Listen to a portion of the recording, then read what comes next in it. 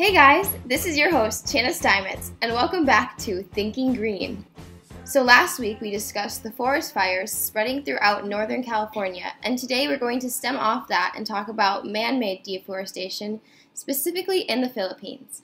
I am very excited to introduce our guest, Tala Santos. She was born and raised in the Philippines and is currently a Calabasas resident working for the Rainforest Action Network. Thanks, Chana. I'm happy to be here discussing an issue very close to my heart. Could you share with us your personal experience with deforestation? Of course. I grew up in the big city, so I wasn't living directly in the forest. But my father was a botanist, which means he spent a lot of time in the rainforest studying plants for medical purposes. He always told me that the cure to all sickness could be found within our forests. He dedicated his life to helping people with his research. That's amazing.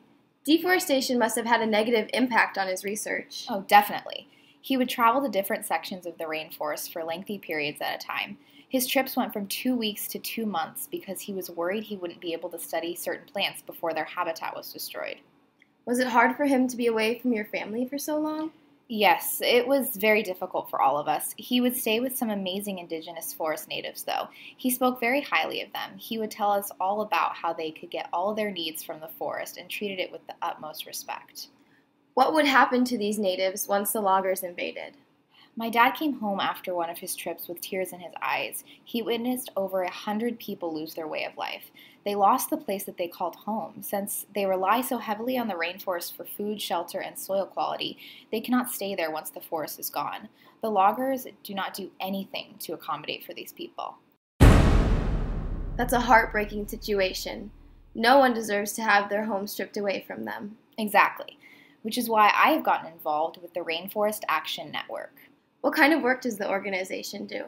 We take action against the companies and industries that are driving deforestation. We do research, and we have groups that go on missions to help those in devastation. You are truly inspiring. Thank you so much, Tala, for joining us today.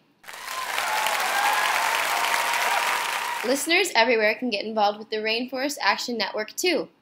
Just log on to ran.org and check out some incredible opportunities.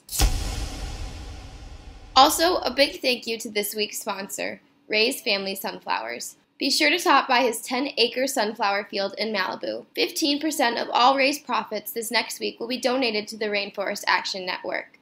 Ray's sunflowers are dedicated to his wife, whose favorite flower was the sunflower. Is your plastic straw a bigger issue than you think? Tune in next week to hear a discussion on the floating island of plastic.